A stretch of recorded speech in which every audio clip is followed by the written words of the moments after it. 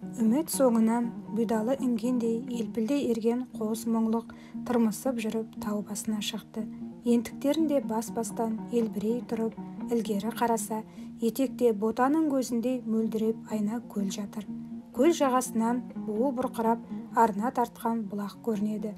Сірә әулиенің көз жасы сияқты, бұлақ суы жылы болса керек. Бұлақ желкесіне жалғыз түп қарағаш бітіпті. Бір ғажабы көрер көзге қаншалықты шүйгін көрінсе де, бұлақ маңайы елсіз жалаңаш еді. Тіптен моласы да, тамы да жоқ. Оның орнына бұлақ төңірегі қарағашпен жарыса өскен қалың шеңгел.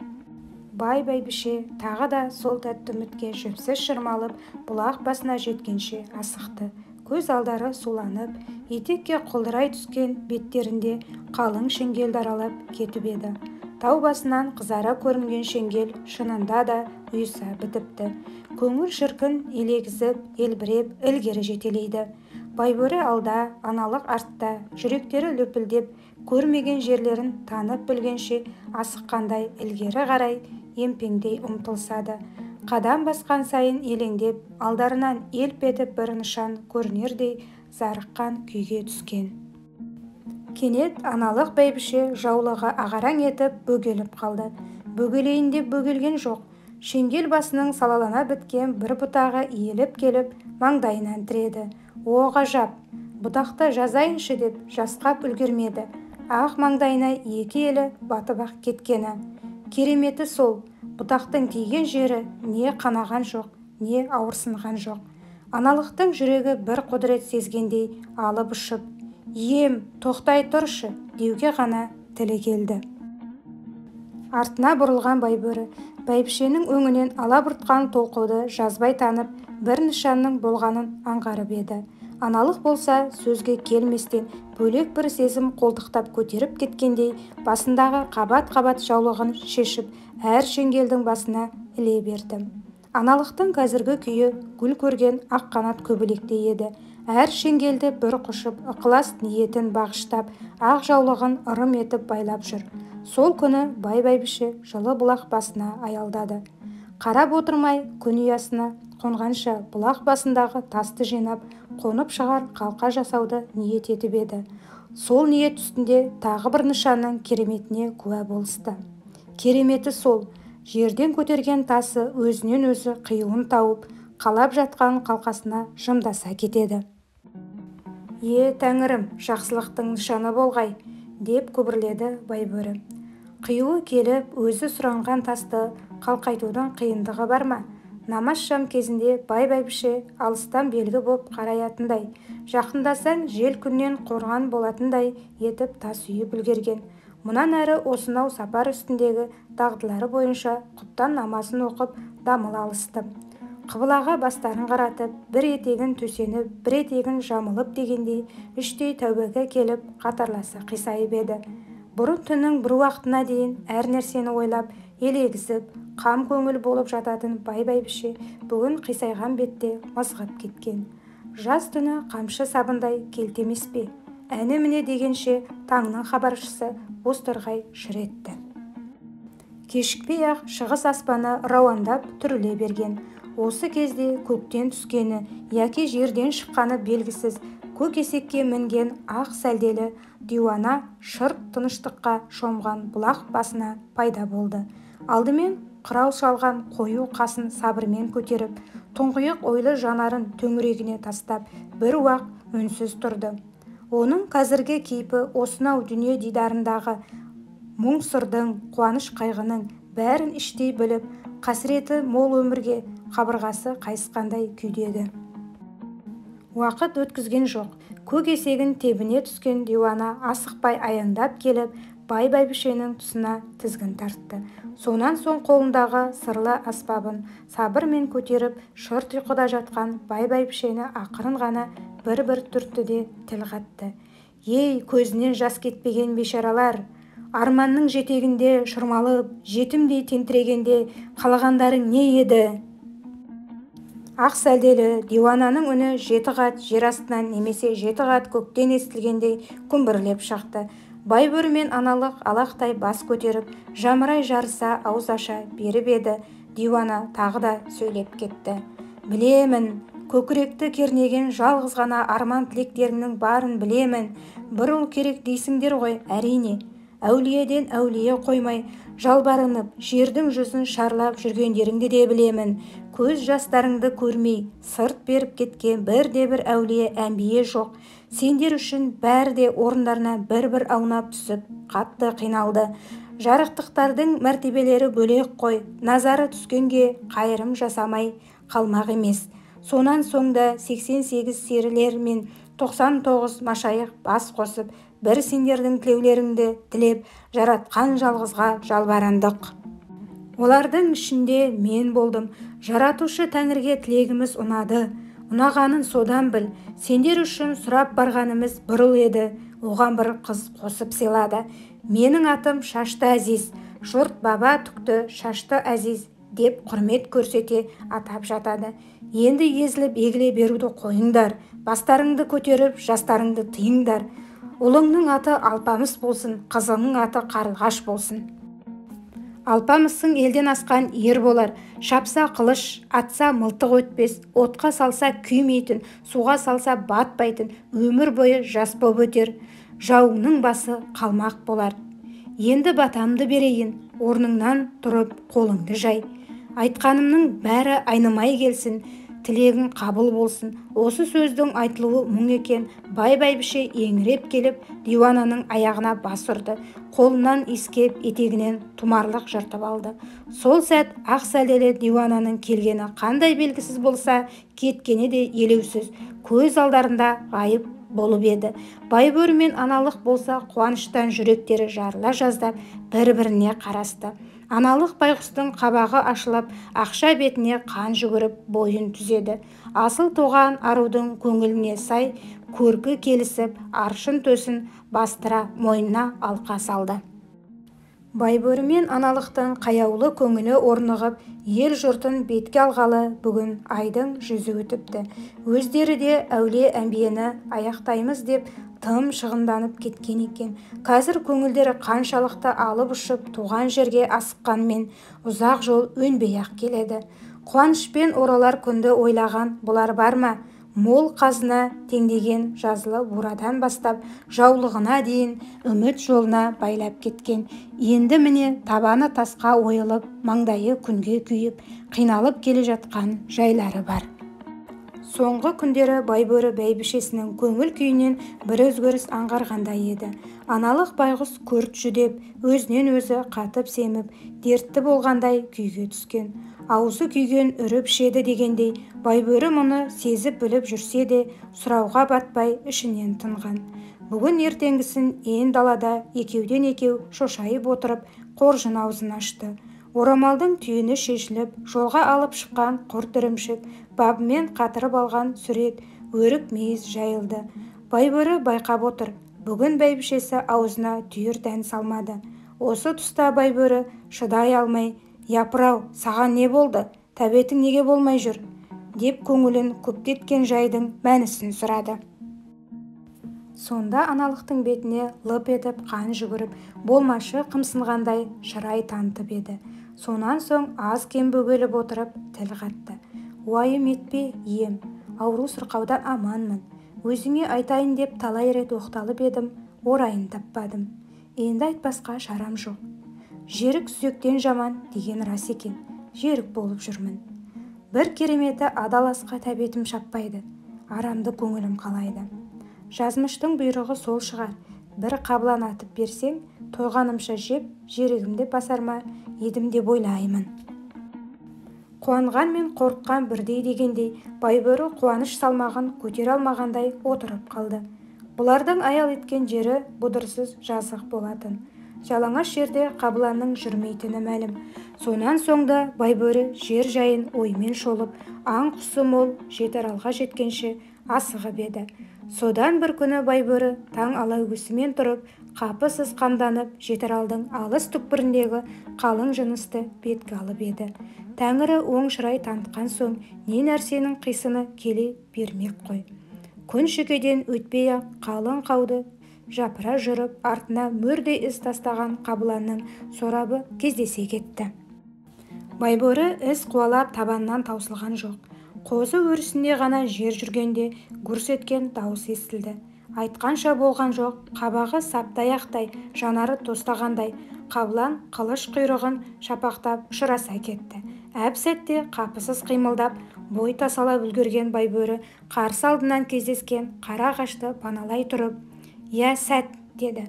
Айтқанша қара мылтықтың ұңғысы жыланның ізіндей үңірейіп, Қабыланның өкпе тұсына үңіліп келді де көрсете қалды. Діттеген жерден табылған қорғасын Қабыланды мұрттай ұшырып еді. Байбөрі атып алған аңын ақтарып тастап, қос басына алып келгенде, аналықтың қуанышында шек болған жоқ. Қабыланды мүшелеп бұзғанша тағаты қалмай бөлек бір мінез танытып еді. Мұның бәрін жазбай таныған Байбөрі ширақ қимылдай жүріп, аз сәтте Қабыланды боршалап тастады.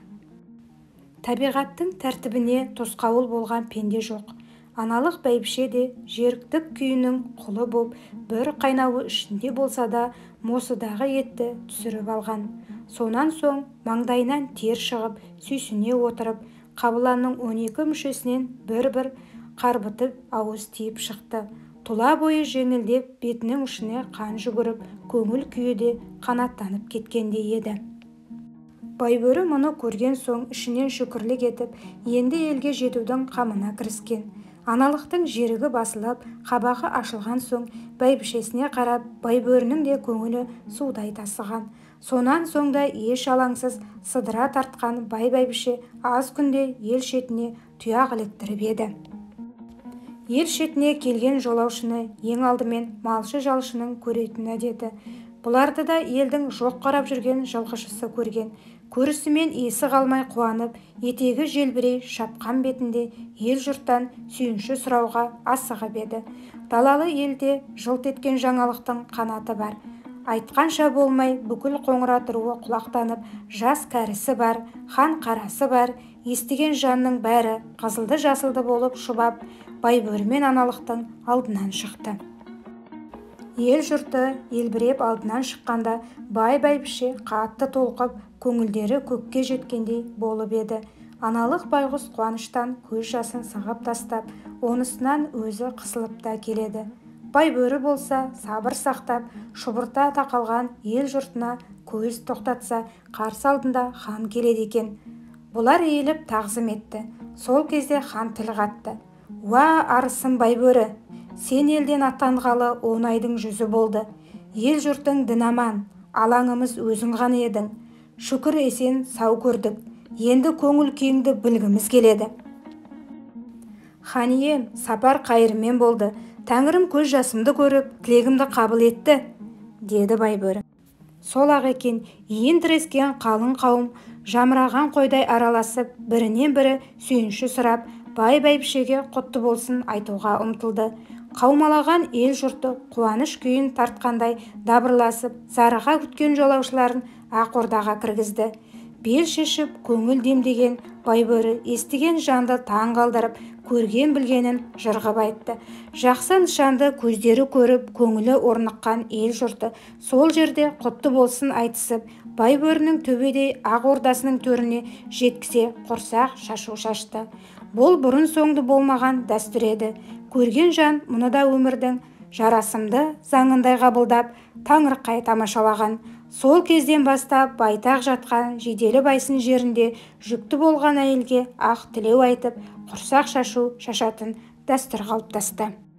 Содан үлкен басын кішірейтіп, алдынан шыққан ханға сый-сияпат беріліп, қалың жұртқа ықылас ілтипат көрсетілген соң, жұрттың аяғы басылды. Көңіл орнығып, тіршілік үйреншікті ағымен өтіп жатты.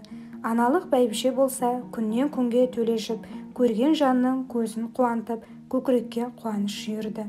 Туған ай, туралған ет деген, уақыт зымырап өте берді. Арада 9 ай өтіп, ай күні жеткенде, аналық бәйбіше бебеу қағып толғата бастады. Ақ ордаға құр керіліп, қолтығынан асылды. Ел жұртының екі көзін төрт етіп, тура бір күн толғатқан соң, арыс Тайбұрыл дүниеге келді. Ұзақ өмірінде перзент даусын өз ошағынан зарығып естіген Байбөрінің қуанышында шек болмады. Ендігі бар үміт тілеу осынау нәрестенің жолында болып құтты болсын айтқанға бір аттан жетектете берді. Аналық бәйбіше сүйегі асыл, дені таза әйел ғой. Аз күнде ширап, қол-аяғын бауырын алып, түлеп шыға келді. Бұл екі арада Байбөрі ұлан асыр той жасамақ ниетпен 90 үй тіктіріп, әр үйдің босағасына мұрындық ноқта тимеген 90 нарды, 90 құр атты құлатты. Байсының саздауыт жазығы тойға жиналғандардың дүбірінен солқылдап жатты. Байбөрі байлықтың бет жүзіне қарамаған соң, оның сый-сияпаты да ерекше салтанатты болды. Құда-құдандал, жекжат жұрағат, дос-жаран өз алдына бір бөлек құрмет көріп, бас-басының иығына жанат ішік жабылды. Осы тойға қалың қоңырат қана емес, жапсар жатқан шекті елінің атақты байы Сарыбай да келген. Сарыбайдың бұл қуанышты бөлісуінде өзіндік сыр бар еді. Жазмыштан озмыш жоқ деген рас қой. Күні кешелер Сарыбай да бір перзентке зар болып, көзінің жасы көл болып, Байбөрімен мұң сырын ортақтастырушы еді. Сонда Сарыбай өзінше арман етіп: «Ей Байбөрі, біз де Тәңірінің өзі жаратқан пендесіміз ғой, қашанға еңіретер дейсің? Көз жасымызды көрер, сонда бірімізден ұл, бірімізден қыз туса, екеуміз құда болайық, қыз бен баланы кеменіне келтіріп, бір-біріне қосайық», деп тілек білдірген. Мұны Байбөрі құп алып, іштей қуанып, тілегің Тәңірінің құлағына шалынсын деген. Сол Сарыбайдың бәйбішесі жуырда бір қыз тауып, қуанышқа кенелген. Қызына Гүлбаршын деп ат қойған. Енді міне өзінің мұңдас досы Байбөрінің перзенті болғаны құлағына жетісімен құтты болсын айтуға асығуында осындай себеп бар еді. Өзге жұрттан келген соң Сарыбайға арнайы үй тігіліп, елден ерен ықылас көрсетілді. Той үстінде екі бай бір-біріне берген уәделерін еске алысып, сол сертке барша жұртты куә етті. Байбөрі мен Сарыбайдың мұнысы бұрын-соңды бұл елде болмаған дәстүр еді. Қуаныш үстінде Байбөрі Сарыбайға мойын бұрып: «Ау Сарыбай, әуелі бел құда болып едік, енді бес құда болдық. Байлықтың бақыт болмайтын өзге білмесе де, сен екеуміз білеміз. Сондықтан тілегің қабыл болып, Тәңірім екі жастың жарасқан қызығын көруге жазсын», деді. Отырған жұрт әумин деп ұлардай шулап бет сипасты. Осы кезде көңілі тасыған аналық бәйбіше қуанышқа мас бола тұрып тіл қатты: «Тәңірім сүйген қос мырза, жақсы ниеттерің жанымды жадыратты ғой. Осы уәделерің ауыздан шыққан көп сөздің бірі болып қалмасын. Сондықтан құйрық бауыр жесіп, ерін майлаңдар. Сүйек болғандарыңды дәлелдеп төс түйістіріңдер. Көңілдеріңнің ақтығына айғақ етіп, беттеріңе ұн жағыңдар. Осы бір айып шамы жоқ үш жоралғы аталықтың белгісі адалдықтың серті болсын». Аналықтың айтқан сөзін естіген жұрт қуана құптады. Қос құда құйрық бауыр жесіп, төске төс тегізісіп, беттеріне ұн жақты. Мұның өзі көрген жұртқа бөлек бір салтанаттай, ұрпаққа үлгі болар дәстүрдей әсер етіп еді. Сол кезден бастап бел құда, бесі құда болу, туыстықтың айғағы сияқты құйрық бауыр жесіп, төс түйістіріп, бетке ұн жағу, балалар есейген соң қалыңдық ойнату, ұрпақтан ұрпаққа ауысқан дәстүр болып қалыптасты. Мұнан кейін Байбөрінің көңілі өскен үстіне өсе түсті. Тойға жиналған қара құрым халықтан риза болмаған бір жан қалған жоқ. Байсының даласында аңдай өрген қалың жылқысын тарата-тарата тек қана құнаны мен тайлары қалып еді. Оған өкініп жүрген Байбөрі бар ма? Ағайынымен кеңесі бәйбішесімен сырласып, енді ұсақ малын сыйға тарта бастады. Қанағатсыз пенде көп. Байбөрінің сый-сияпатын бір емес, бірнеше оралып соғып олжалағандар да болды. Онымен ен дәулет ортайып жатқан жоқ. Әйтеуір қалың елдің үлкен кішісі ұсақты қысқалы ғұмырында мұндай тойды көрмек былай тұрсын, естігеміз де жоқ деп аузын ашып көз жұмып еді. Осының бәрі зарығып жүріп көрген перзентіне біреудің назасы тимесінші, тіл көзден аман болсыншы деген көңілдің көрінісі болатын. Той үстінде азан шақырылып, нәрестеге Алпамыс деп ат қойылды. Бай-бәйбішенің көзінің жасы тыйылды. Көрген қорлық, тартқан бейнет, шеккен уайым бір күнгідей болған жоқ. Көрген түстей сейіліп, бәрі де ұмыт болды. Осымен мұңсыз қамсыз күндер өтіп жатты. Алпамыс үкідей үлпілдеп өсе берді. Күндердің бір күнінде, дәлірек айтсақ, арада аттай 3 жыл өткенде, баба түкті шашты Әзиздің айтқаны айдай келіп, тұлымы желбіреген бір қыз дүниеге келді. Байбөрі қызына Қарлығаш деп ат қойды. Тағы да тамам елді тамсандырған той жасады. Алпамыс пен Қарлығаш жауқазындай желбіреп, қызғалдақтай құлпырып, күн санап өсе берсін. Әумин.